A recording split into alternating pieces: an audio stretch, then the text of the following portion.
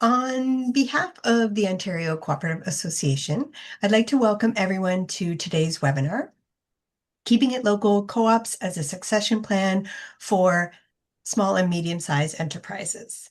So today's webinar is an exploration of how transitioning a small or medium-sized business to an employee ownership model can offer a practical, values-driven solution for business succession.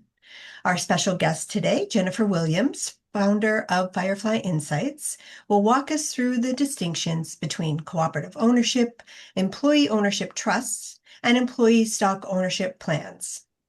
I'll be your host for today's webinar. My name is Michelle Christman. My pronouns are she, her, and I'm the Education Manager at the Ontario Cooperative Association. And joining us for some additional support is our amazing co-op placement student from Seneca Polytechnic. It's David. So hello, David. Thanks for being here to support us as well. The Ontario Cooperative Association is a nonprofit cooperative. We are owned, governed, and fully funded by our members, who consist of cooperatives and credit unions across Ontario.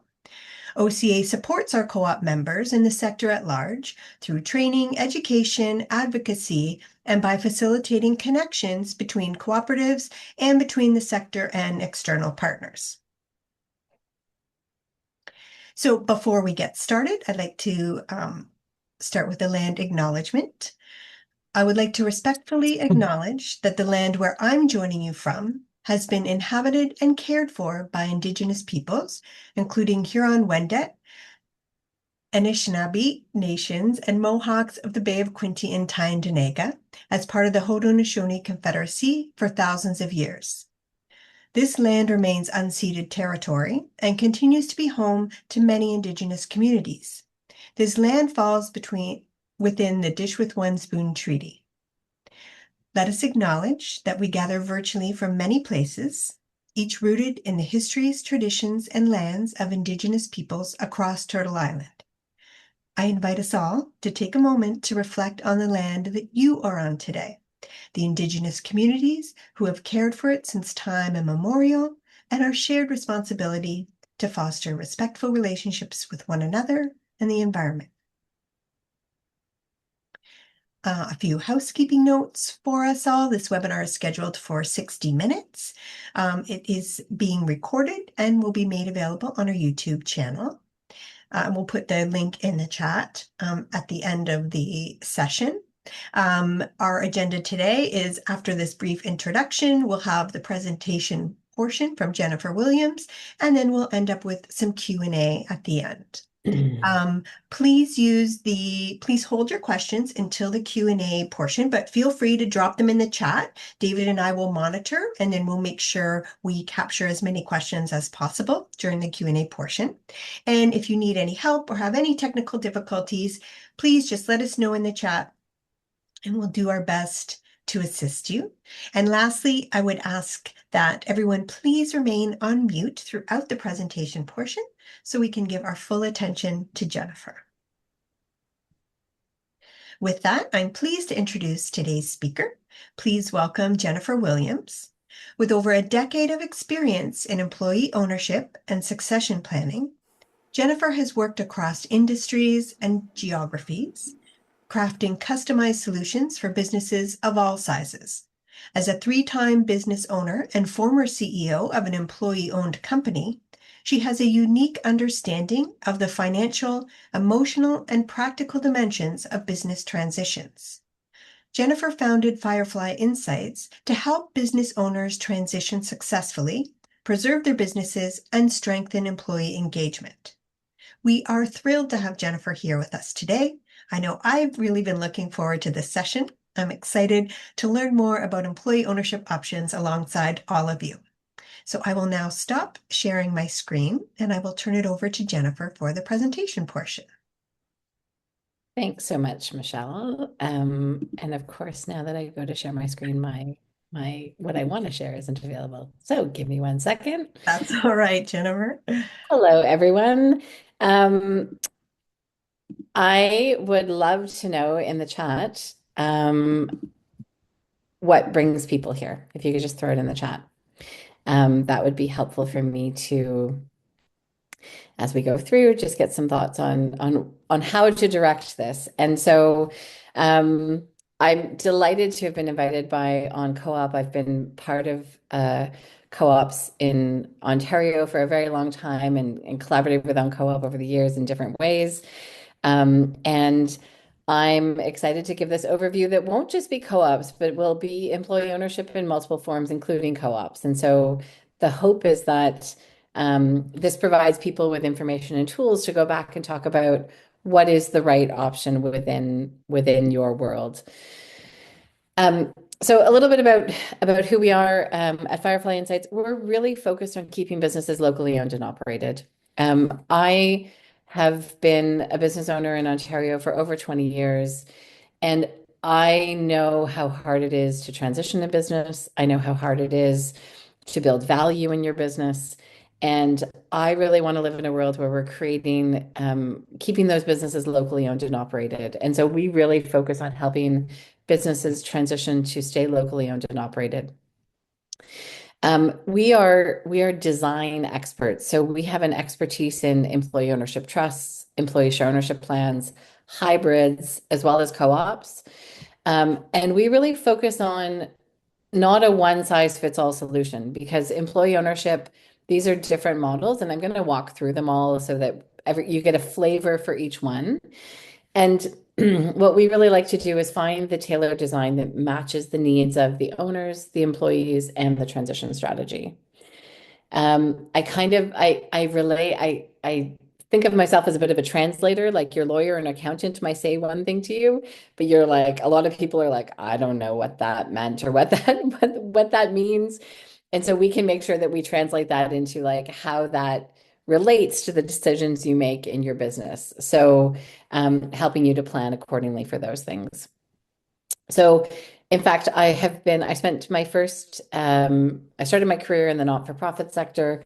I spent 10 years in a worker-owned cooperative, and I've spent the last 11 plus years designing and implementing employee ownership as well as owning another business that I've since transitioned out of. And so, we have a depth of experience that comes from living these models and not just theorizing about them. So some of the reason we do this work is because 70% of small businesses don't sell. And so if you think about that, if you think of all the places, and in Canada, most of the businesses that we have are small businesses. We don't have a lot of large companies in Canada by percentage wise. A lot of those companies are 10 employees and less. And if we lose 70% of those companies of 10 employees and less, we like where's that economic engine in the future? And even those businesses that are between 10 and 100 employees often are still deemed small business. We're also at risk of losing them. So for me, it's really important that we help as many businesses as possible find a transition solution.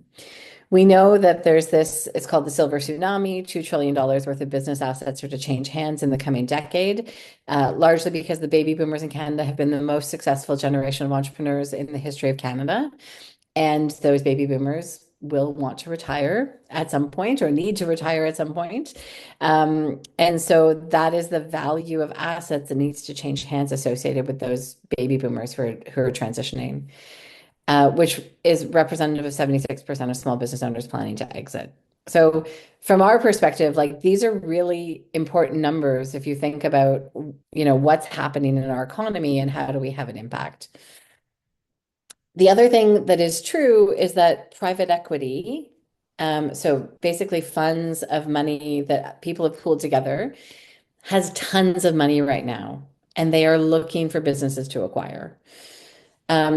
And we know, and I have some other stats on this, so I'll get that in a second. But if you can't find a buyer, so let's say you own a business, and you put it up on Businesses for Sale Canada, you think you're going to sell it, nothing happens, you don't get any real offers, you sign a bunch of NDAs, but nothing actually happens.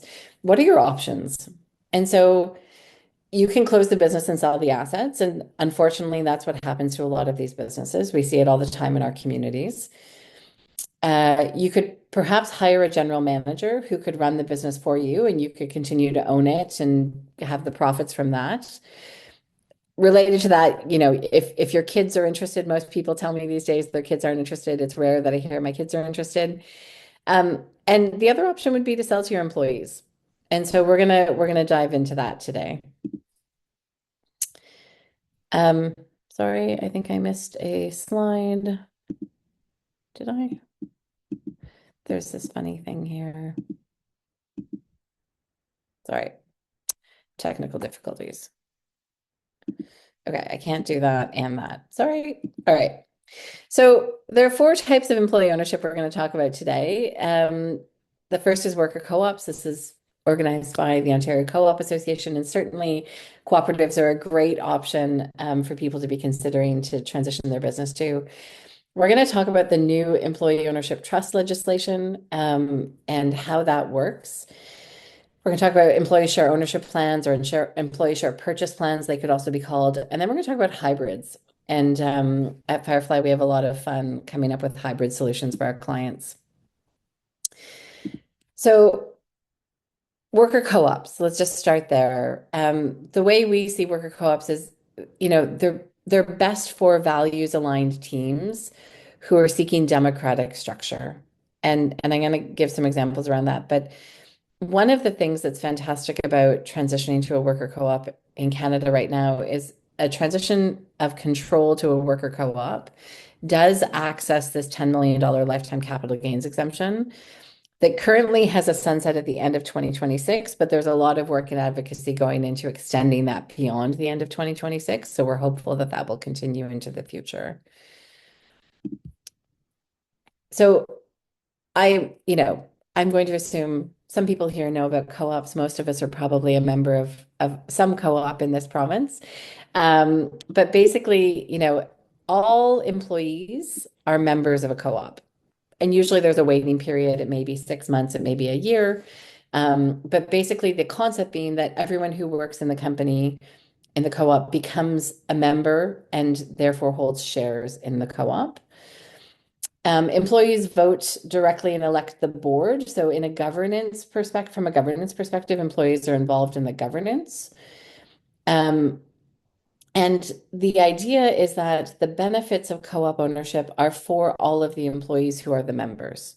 And so there's this very, very distributed model of benefit where it's not just for a few people, but it's for everyone who's employed in the company. Um, we're using a case study out of the US because it's a transition case study, not to say that there aren't certainly lots of co-ops in Ontario and Canada, but this was actually a business transition case study of an engineering and professional services firm that's based in Madison, Wisconsin, and they transitioned to a worker co-op. Um, and the employees bought the business from the owner over time to transition it to this co-op. And so what happens, oh, sorry, I can't go back. It's this funny thing. Okay, there. Okay. So in this situation, basically all of the employees are therefore participating and benefiting from the ownership of the company. And they're acquiring the company. And often this acquisition can be done through a combination of a loan, so a bank loan, if the finances of the company afford that, and a vendor take-back loan from the owner. There may be some capital that comes from the employees who are buying the shares in the co-op, but it can be financed through this combination of bank financing, vendor take-back, and maybe some employee purchases of the shares as well. And so what it does is it solidifies the business as being owned by the employees and gives the employees the decision-making authority over all strategic business decisions in the company moving forward. So really roots them to place and mission and purpose. I'm going to talk next about employee share ownership or share purchase plans. And this is also what we've typically called management buyouts or MBOs. And This is for companies where the management or the employees want to buy out the owner directly. Or what it's often used for as well is for companies who are still growing and maybe not ready to transition yet. I know today we're talking about succession planning, but it can be used as a way to attract and retain the team. So you can sell shares to your employees who participate in that ownership over time, and you can create that sense of ownership in your company by sharing that with employees. But I'm going to focus more on exit today. So management buyouts. So typically, in a company, you would have two, three, could be one people who want to buy the business from the existing owner. Often it's a group of people. Um, the other would be that you sell shares to employees, and you can define, do you want to sell them to all employees? Do you want to sell them to key employees? You can define what period of time you want to sell them. Do you want to sell control of your company right away, or do you want to sell up to 49% and then wait and see how that goes, and then sell the balance of your company to your employees? Um, and then there's the as I mentioned before, ESOPs to attract and retain. So typically limited to a percentage of the company. What I find is really great about this tool is it gives you an opportunity to test the waters if you're thinking an employee ownership transition would be a good fit. You could test and see, are your employees actually interested in participating in the governance of the company? Are they interested in ownership? And then once you've tested that, you could then actually pivot to a worker co-op or an EOT, which I'm going to talk about in a minute. As a way to then leverage that actual exit. So this could be like a step one of testing employee ownership, where step two is a transition to full employee ownership through a worker co-op or an employee ownership trust. And so I'm gonna I like to learn through examples. So I'm providing some case studies of clients. This is a company that we worked with. They're a consulting company out of Toronto. One of the two founders was retiring, and so she was interested in figuring out how to sell her shares in the company. And the one founder who was staying, she wanted to know that there was the next generation of leadership that was going to be there to help her continue to steward the company moving forward. Because she wasn't interested in being the sole kind of majority owner of the company. And they're very mission based. They're a B Corp. They're very focused on being a sustainable, progressive business. And that was really important to them that they maintain that moving forward. So the challenge that we faced was that they wanted a succession model that aligned owners' needs with the employee desires. And employees were not super like employees really liked working in this progressive business and didn't necessarily see themselves as um, capitalist business owners, I would say. And so, and at the same time, employees are young professionals working in Toronto and challenged by housing prices and affordability in Toronto. So, how would they be able to afford to buy the exiting founder shares? And so we wanted to balance the value for the founder who was exiting with the long-term sustainability of the firm and what they were trying to achieve. So the work that we did is we did this comprehensive exploration of succession options. And in that process, we explored a worker co-op, we explored employee share ownership, and we explored an EOT. And through that process, we got clearer and clearer on what was really important to people. And what we ended up designing was an employee share ownership plan that enabled employees to gradually acquire ownership while the founders were paid out over time. And so it wasn't that the employees all needed cash up front. And we also did a share freeze, which is a tool that allows you to freeze some of the value of the company so that the company can pay out the founder shares, those frozen shares over time. And it makes the shares that you're selling to the employees more affordable. And so we also did that so it was very affordable for employees to buy those shares. And the founder who was leaving still got fair value for her shares. Um, Employee ownership trusts. So we say here best for mid-sized businesses with stable cash flow. Stable cash flow is important in all of these situations, in particular in an EOT, and in all situations, the businesses need to be in a good financial state to make these transitions happen. Have once got a phone call from someone who was like, my business is failing and I'd love to sell it to my employees or transition to a co-op. I'm like, that's not really what we're talking about here, right? We need to have a viable business to transition. Um, so in an EOT, what's different here is that the trust is acquiring the shares of the company, not the employees. And so, under the Canadian legislation, to be an employee ownership trust, you have to sell at least 51% of your company to the trust. And then employees are the beneficiaries of that trust. So, instead of having, if you're a company of 100 people, instead of having 100 people be the direct shareholders, the trust is the direct shareholder, but the employees all benefit from the company through the trust.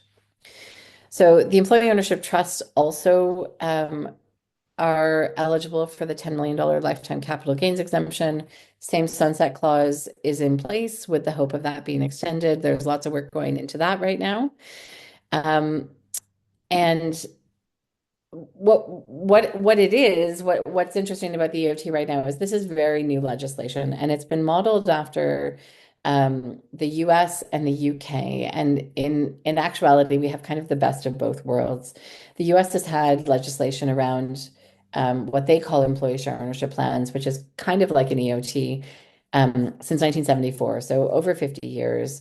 And the UK since 2011, I believe it is. And so learning from those two models, there was a group that put together requests on how this legislation could be designed. And so the legislation is quite good in terms of how it allows people to transition to these trust structures. In Canada, we only have four right now. It takes a while to get these things off the ground. If we were doing this webinar in another week, I'd say that's five because I have a client that's launching next week. And we've got some more in the works, and I know other people have some more in the works. Um, and so, as I said before, employees do not directly hold the shares, they become the beneficiaries of the trust. So what's different in an employee ownership trust is that employees are not financing the purchase. In an employee share purchase plan, employees are typically financing the purchase. In an employee ownership trust, the purchases are typically financed through a combination of bank financing and a vendor take-back loan. And a vendor take-back loan is money that's paid back to the owner over time. So you sell all your shares up front, or at least 51%. The bank will finance a portion of that, and any remaining balance gets paid to you over time from the business itself. So that's partly why the government is incentivizing this with a $10 million tax exemption, is because they understand that for a business owner, they're not just getting a lump sum payment of all the money up front. There's some risk associated with getting paid out over time. That said, in most third-party sales, there's usually some sort of buyback provision based on future sales, and there's usually some mechanism there in a sale that has some clawbacks as well. So I'm going to talk a little bit about a client of ours who's transitioning soon, hopefully next week. They're a niche industry consulting firm based in Toronto. They have approximately 40 employees, and their current model is that they have four principals. And in the past, what they had always done was they would always sell to the next generation of kind of principals. So the four current owners would identify the next four owners, and those four owners would kind of be the next generation of ownership, and then it would kind of evolve. And it wasn't always all at once. It was a bit more iterative than that. But as the company continued to grow in value, it became, and this is a company in Toronto with employees in Toronto, it became increasingly difficult to find for employees to have the funds to buy those shares from those shareholders who were exiting. And so what we've done is we've done an employee ownership trust where they're selling 80% of the company to their employees through the trust. And the trust is tailored to meet the goals and values and financial realities of the company. We have helped them to project manage the whole project, including the legal and the tax and the accounting and all of that, as well as doing the education and communication so that the entire team knows what this means. And one of the things we focus a lot on is governance. And I'm going to talk a little bit about that in a little bit. So, and then as I mentioned earlier, like we have a lot of fun figuring out what is the right mix, right? Is this a combination of a management buyout and an employee ownership trust? Is this a founder who's going to continue to hold 51% and sell 49% to their employees? Is there a generational transfer? We're working with a company right now where the owner wants some family members to stay as majority holders, but wants the employees to have an ownership stake. And so all of these things can be designed within the frameworks to meet the needs of the people who are looking to exit. And so Paradigm Transportation Solutions is they're an engineering firm doing transportation planning in the Kitchener-Waterloo area. Three founders were gradually looking to exit the business. They had a 10-year horizon on their exit. And so the first thing that they did was that they started selling shares to their employees through an employee share ownership plan in 2021. And by the end of 2024, they had sold 27% of the company to the employees. And at that time, they asked the employees, are you interested in acquiring the rest? Because we would like to step away in the next couple of years. And the employees were like, absolutely, we want to acquire the rest. And so, they knew they had seen private equity acquisitions in their industry. And the owners knew that they didn't want to sell to private equity, that they wanted to maintain the culture and the values and all of the things that they had built into the company. They wanted to preserve that.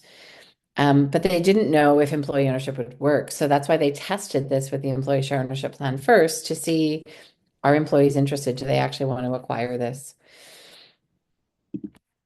And so what we did that first design and implementation of the ESOP that started in 2021. And then, after that 4 years of employees getting a sense of like what it is to be an owner and how that works, they then were able to know what it meant to step into ownership. And so that led to the planning to do this hybrid management buyout and employee ownership trust. So a lot of people have different ideas on what ownership means and what it could look like. And one of the things I want to say is that there are various different ways this can happen, right? This doesn't have to be all, in the case of a worker co-op, you do need to be employee owned. And so, here we'll see employee ownership for a worker co-op is going to be 100%.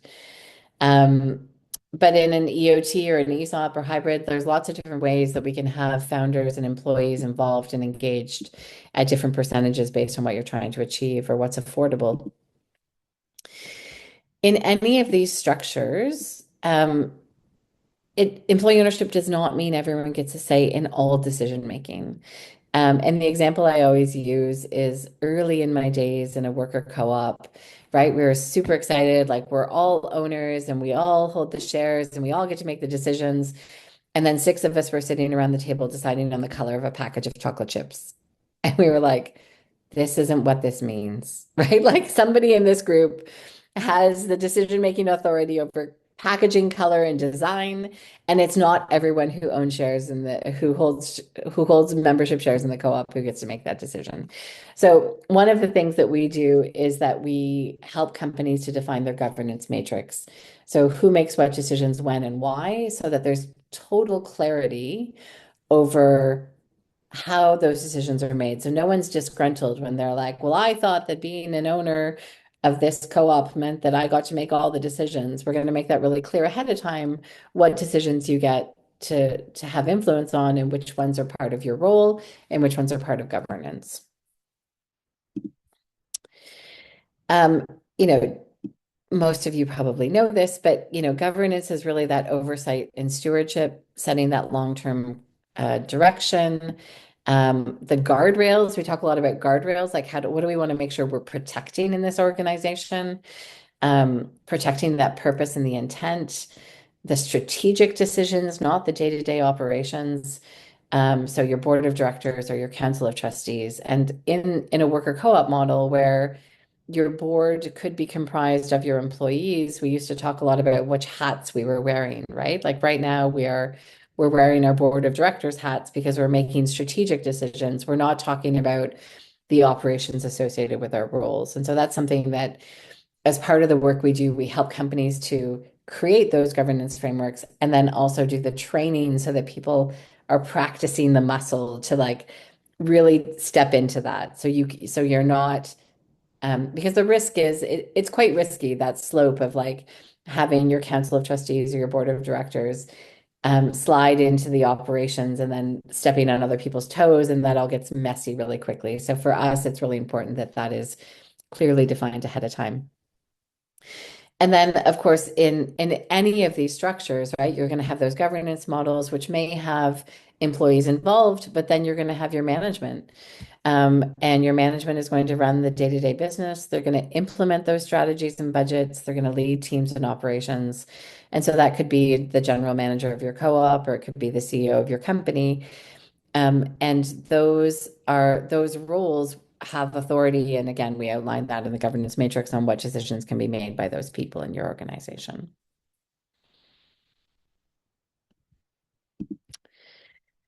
Um, so I mentioned this a little bit before, but right now there are some pretty interesting tax advantages for business owners who are looking to sell to their employees. If you just do a third party sale, every Canadian has access to 1.25 million lifetime capital gains exemption on shares of a Canadian controlled private corporation that's a qualified small business. That's available to everyone. But if you were to sell control to a worker co-op or an EOT, that unlocks right now an additional $10 million lifetime capital gains exemption. So, the value of that, of course, like it's important to pay taxes. And if you've spent, 30 years of your life building a business and now you're looking to exit and you can sell your business to your employees and benefit from a tax advantage for doing that, then I think that's great. If the company stays locally owned and operated, then to me, why wouldn't we facilitate that, right? Chances are that that money will get recirculated into the economy in some way. So that's worth considering as people are thinking about some of these options. And then, you know, I'm biased. I think employee ownership, and I'm going to give you some of the stats, but we know statistically that if you sell to private equity, companies are 10 times more likely to go bankrupt. We know that family business transitions, only 30% survive the first to the second generation transition, and only 13% stay in the family over 60 years. So, if this is a family business transition, um, one of the things we've done as well is we've actually worked with companies who are going to keep the business in the family, but they do sell some of the company to their employees. So they maybe have a 20 or 30% employee share ownership plan. So your key team is there to support the family through that generational transfer, which actually provides more stability in that transition. Um, there are tons of stats on employee ownership and its benefits. And unfortunately, we don't do a very good job in Canada collecting those stats, but there's lots of research, and we're starting to, but there's lots of research internationally. Co-ops experience higher survival rates. Employee-owned companies are more likely to retain staff. This is a stat from during the pandemic, so 3 to 4 times higher retention during the pandemic, which was a time when lots of people left their work. Majority-owned employee-owned companies perform non-employee-owned companies 4 to 1 during the pandemic as well. And if you think about, I like to think about it as like we live in very volatile times, right? Like who knows what's going to happen tomorrow, unfortunately. And so as a business owner, as you're trying to think about how do I create some stability in my company with all of these unknowns and uncertainty in the environment around me, employee ownership can help in those volatile times. And we've seen that through the research that it really helps with retention, it helps with performance, it aligns people to the same objective, and can really help you get through some of that volatility.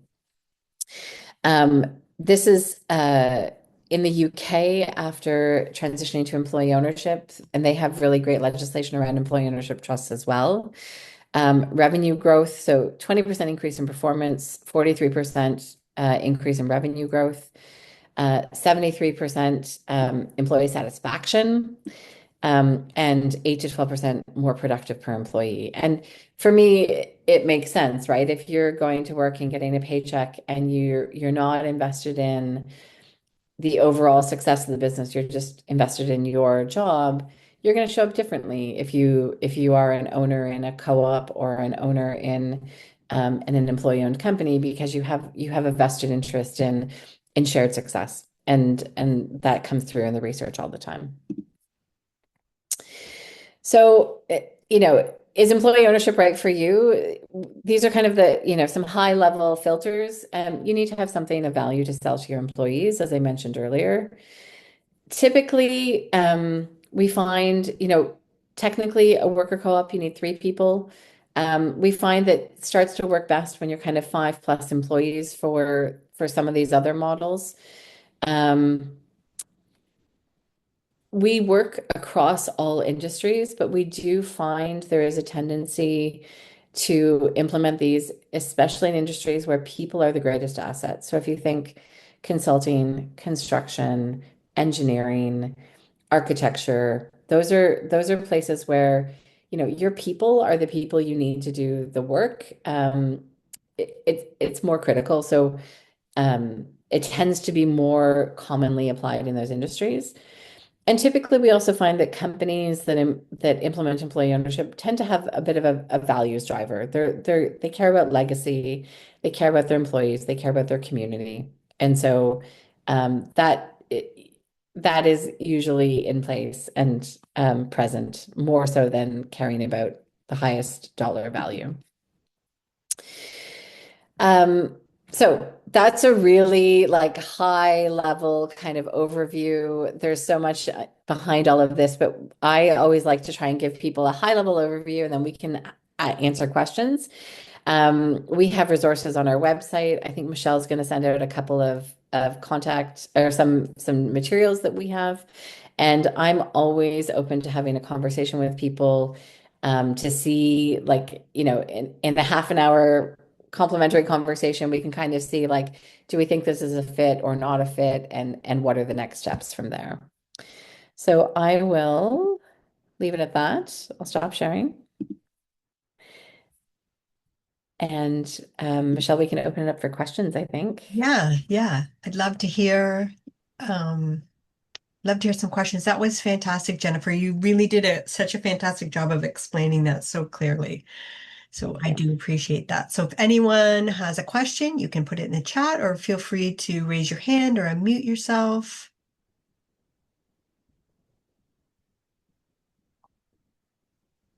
Questions, Barat? Yes.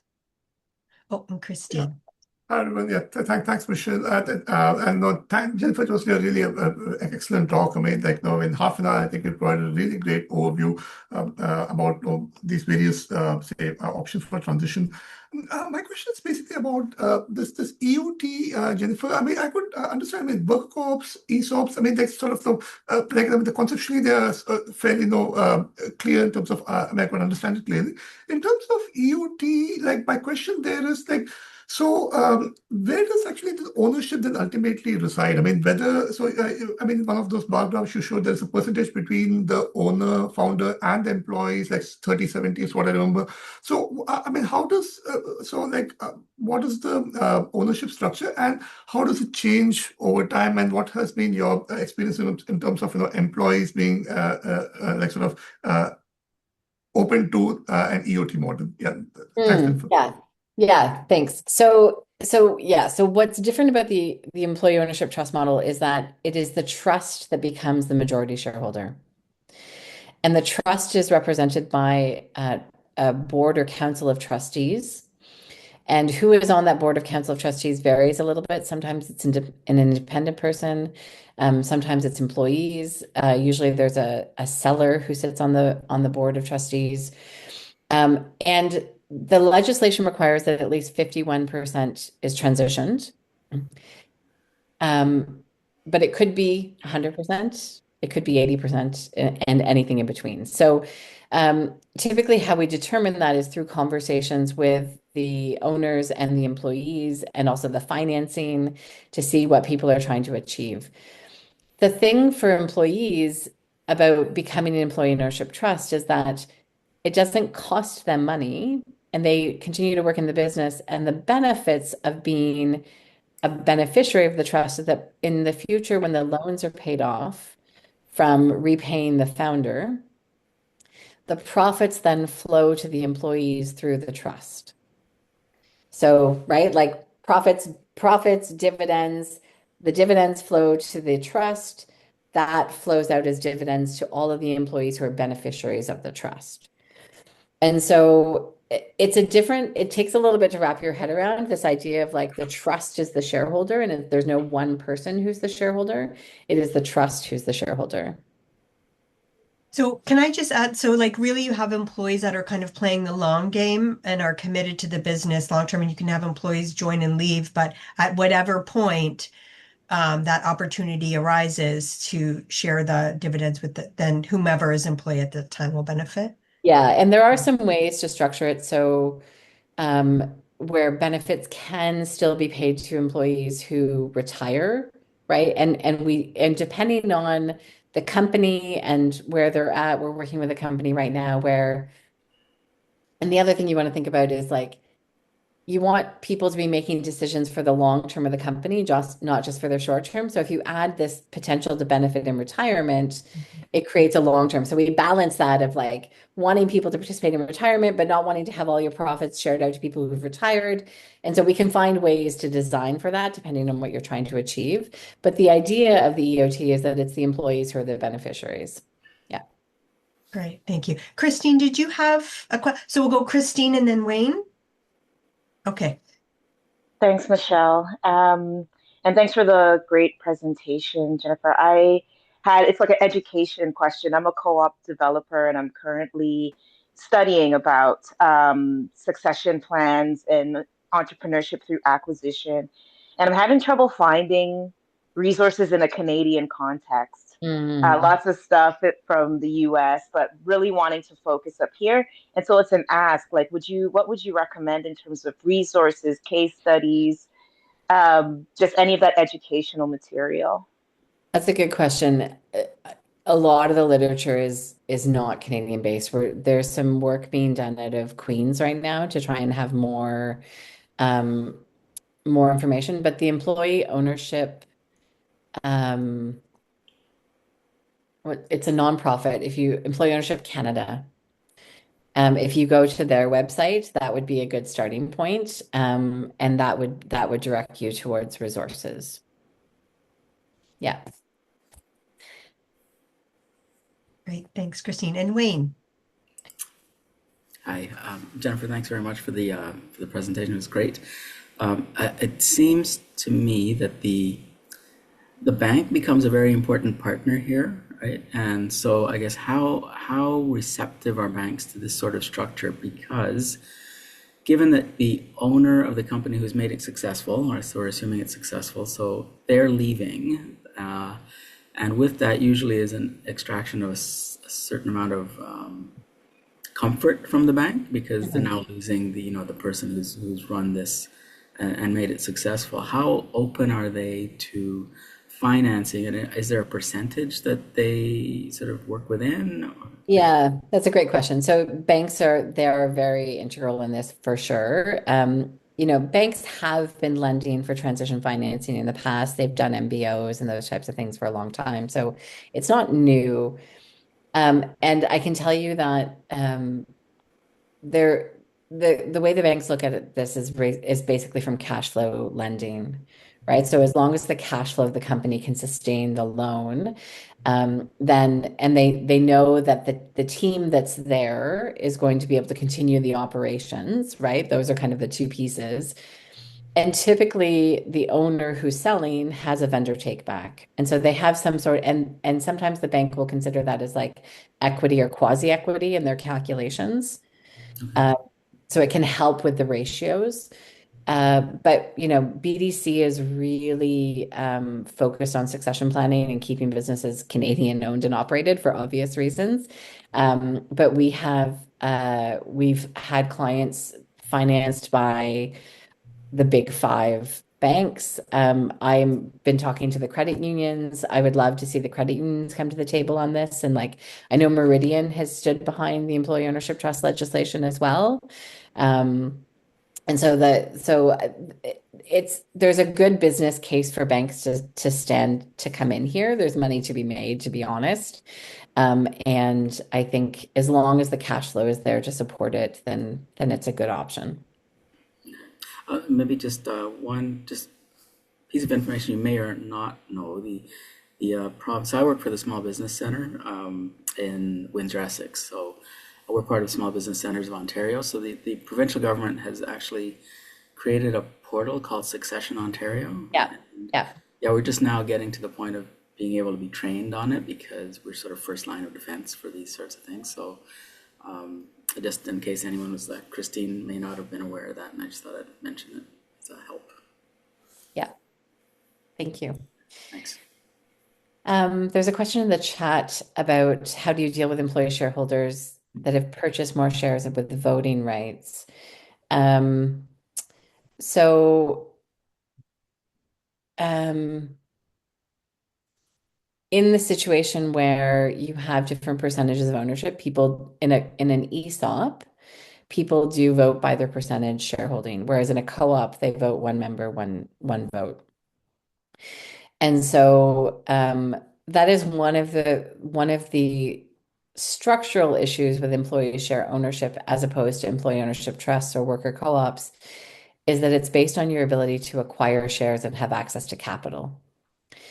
And so it's less inclusive, to be honest, right? Whereas in a worker co-op and an employee ownership trust, it's a one beneficiary or one member, one vote. And so that is a reality of having people buy shares and have different access to capital and ability to acquire. So James's question on the EOT Board of Trustees. So typically the Board of Trustees is appointed, the initial Board of Trustees is appointed by the founders. And the legislation does require that the Board of Trustees and the Board of Directors does not comprise more than 40% of the sellers. And usually the trustees are comprised of a seller, a couple of employees, and either an independent trustee or an independent trustee advisor. And the difference there being whether they're voting or non-voting. And so it does vary. Different companies do different things. And that's part of the work that we do in the design is to figure out what meets the needs of the company. So is that like part of the process is where you're defining that governance? So you're defining who's going to sit on that committee? Okay. Exactly. Okay. Yeah. And then we do the training so that everyone knows what that means. Okay. Yeah. Perfect. Perfect. Do we have any other questions? Michelle, Yeah. to your presenter, at the beginning of the webinar, she talked about 70% of businesses never sell. What's that all about? Is it because of price? Not people have the business savvy? It sounds like an awful lot, a high percentage. Thank you. Yeah. I mean, I think when you consider that a lot of businesses are quite small, right? And some of them may even be sole proprietor or like one or two people, you have to consider that in the numbers. But all the time, I come upon businesses that close the doors, and maybe they went to market and they didn't get an offer. But preparing your business for sale is a lot of work, like to actually have a third party sale, to have. And so I think often what happens is people run out of runway. Either they leave it too long, or it feels overwhelming. I work with a lot of business owners who've tried to sell to a third party and then that didn't work for various reasons. And then they're like, okay, well, could we sell to our employees? And then we have to get that structure up and running so that to make sure that it's a successful sale to their employees. Um, but if you think of, if the owner has a health crisis and doesn't have the ability to continue, and I've seen this, can't continue, right, to operate their business, then you close it down. So I also find it a staggering stat. But yeah. Yeah, that's shocking. That's shocking. You think of how many those critical kind of small businesses operating in communities are closing down, right? When there's other options possibly out there. Do we have any other questions? I have a couple questions if we don't. Anyone else? Okay, so I have a couple questions. So the first one is, what are some signs that you look for that helps you kind of assess whether a company's culture is ready for, employee succession? What do you look for as a consultant? Yeah, it's a great question. Um, One of the things that we look for is what degree of transparency and shared responsibilities are within the company. So transparency on decisions, on financials. Um, if it's a very top-down structure where the owner holds everything quite guarded and where there's not a lot of decision making that flows through the company, where you're not sharing financial information, like those are harder to transition. It's not that they're impossible, but they're harder to transition. And in those cases, usually we would want to do some work to kind of change to kind of adapt the culture a little bit first. Um, the other things we look for is employee engagement and an interest in, growth and expansion in other roles and interest and excitement about the possibility of employee ownership and sharing in that. Those are the big ones. That's Yeah. great. Okay, and then taking it kind of one step further, I guess. So if you're a small business developer or if you're doing commercial accounts at a credit union or something like that, and you're speaking to a small business owner, what are some of the, like from your perspective, what are some of the questions you should be asking or things you should be looking for right from the get-go to kind of determine whether this could be an option? Yeah, for me, the first question is, do people have a succession plan? Like, what is their succession plan? And if they don't have one, um, what their thoughts are around that, right? And just digging into that a little bit, because if their thought is, I don't have one, I don't know what I'm going to do, or I'm hoping my son's going to take over, my daughter's going to take over, and then the question would be, have you had that conversation? Um, but oftentimes, like one of the staggering stats is that most business owners also do not have a succession plan, right? And so, and it's tough. It's tough in a volatile economy because a lot of people, and we see this all the time, they're like, well, we had COVID and then we have this economic challenge and then we have the tariffs. And so it's not really the best time to sell my business. Like, I'm not going to get the optimal value. And so I don't really want to sell right now. But because we live in this volatile time, like there's never actually, like, I don't know if there's going to be a perfect moment anymore, right? Like, when is that actually going to be?